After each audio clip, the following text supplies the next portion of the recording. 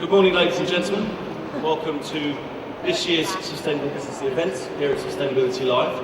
It's good to see you all and it's good to be back. We've got another great conference programme lined up over the next 3 days.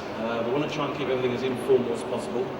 So do feel free to drop in and out of the sessions as and when. We have 14 sessions between now and Thursday afternoon. And I also want to say a big thank you to our sponsors. Without the sponsors, this part of the show wouldn't be possible, so a big thank you for their support to Siemens, to BSI, to Camco, NQA, Parsons Brinckerhoff and Power Perfecta. We really do appreciate your support. The Sustainable Business team has been incredibly busy over the last 12 months, not only producing this show, and obviously the monthly magazine, but we also launched our very first conference back in January, which took place in London, which was fantastic. And we do continue to create innovative roundtable debates. You might have seen coverage in the magazine, which are effective in bringing together business leaders and government to thrash out the sustainability ideas and find solutions to problems. So long may they continue. Now this show always provides a good opportunity to take stock, to look back on the last 12 months, assess the landscape, and that's what we've asked our panel of speakers to do for this first session this morning. They've been asked to assess the performance of the coalition government thus far and suggest what policy instruments and tools are necessary as we make the transition to a green economy. But before we do that, I just want to make a few observations myself, if I can. It's been an interesting year. It's a lot's changed. The government has changed. We've got a new government in place. On entering Downing Street, David Cameron promised to lead the greenest government ever. And I think he would agree that it's been fairly slow progress. And the austerity measures that the government has implemented have certainly ruffled a few feathers in the business community.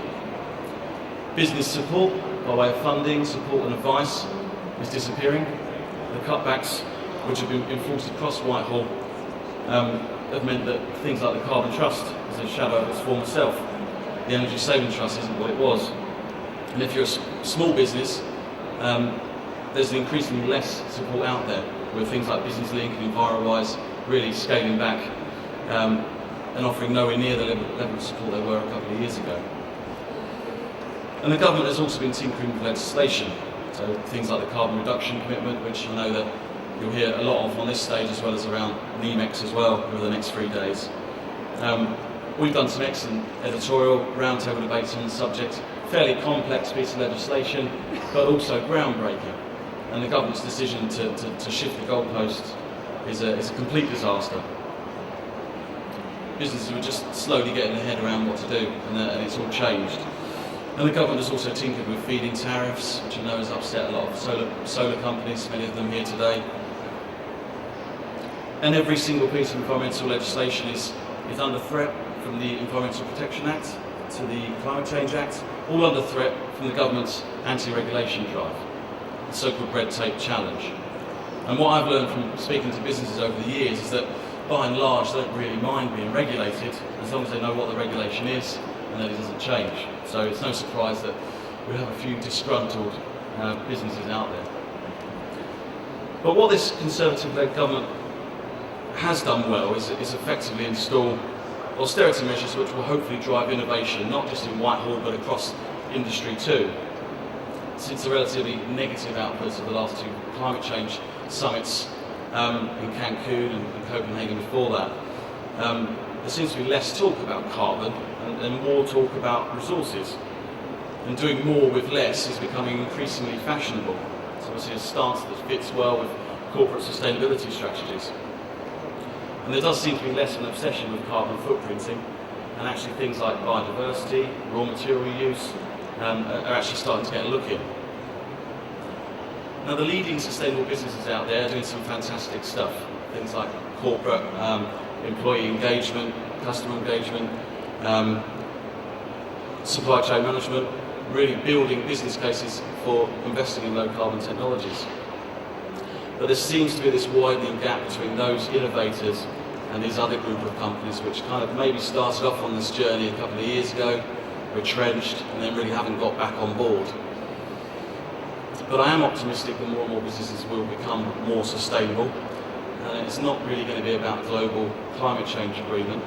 It's going to be about the current economic climate, forcing companies to adopt more efficient processes, to put in place risk management strategies, reduce their energy bills. That's what's really going to affect change. All of the things that ideologically make up a truly sustainable business. Last week's announcement by the government they want to halve emissions by 2027 is very positive news. I'm sure our speakers will mention that as well. It's not going to be easy. According to the Committee on Climate Change, the target will require an average of 6% in emissions reduction from 2020. And based on the current economic growth forecast, that means the UK will need to reduce its carbon intensity by about 4% a year between now and then. So it's a big ask, but I am hopeful, and I hope my optimism is shared among the delegates and businesses and technology providers that are here at this show. So, enough of my waffling, and we'll get on with the show. We've got a great panel of speakers first up this morning. Unfortunately, our friends at DEFRA couldn't make the journey to Birmingham, but I did catch up with the Environment Minister, Lord Henley, last week, who did kindly record a video message for us. So we'll watch the video, and then we'll hear from our other panellists. Good morning. I'm very sorry that I can't be here today to hear your discussions in person, but I'm very proud to be able to open Sustainable Business, the event at Sustainability Live. Your title and strapline, Sustainability Live, Leading the Way to a Sustainable Future, sums up our aims in DEFRA in a coalition government perfectly. It's about putting sustainability into practice and making sure we're thinking about what we're doing now and paving the way for how we can live and work in the future. Now, many UK businesses are already making huge strides and are leaders on sustainability. And I expect many at today's conference are here today, but there are still huge opportunities available. Recent government research identified that United Kingdom businesses could save around £23 billion a year from using raw materials, energy, and water more efficiently in ways that need little or no investment. Now, realising those savings feeds straight into businesses' bottom lines and helps them become more profitable and more competitive.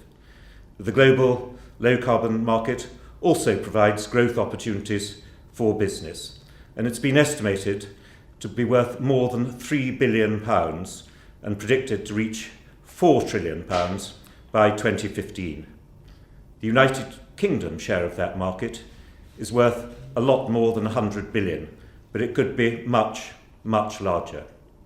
Now, as a government, we're working to ensure that the United Kingdom can reap the benefits of a greener economy so that businesses can thrive and grow and consumers can benefit.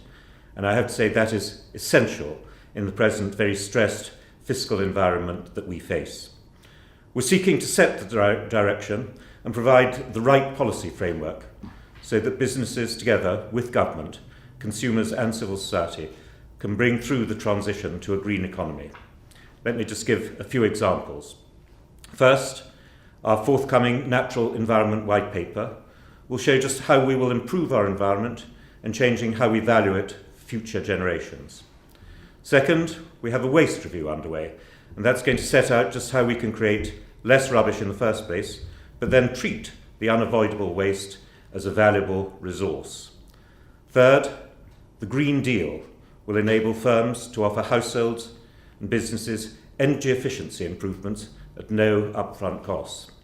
And then there's the Green Investment Bank, which will help unlock the finance needed to make the transition to a greener economy. And finally, some of the 1.4 billion Regional Growth Fund will be used to help businesses in the regions seize the opportunities. I'm hoping that today provides the chance for all of you to discuss how you can develop some of the opportunities available. And I hope to be able to receive some feedback on the day's events, particularly about what you think that we in government need to do and what we in government can do. There are challenges and opportunities for United Kingdom business across all sectors in the move to a greener economy. But it's clear we must act now to address these environmental challenges, and it will be far cheaper in the long run than acting later or not acting at all. Ladies and gentlemen, thank you very much. Good luck. So, there we hear Lord Henley's message. I now want to bring in our speakers. So we'll hear from all three speakers and then we'll open up to some questions afterwards.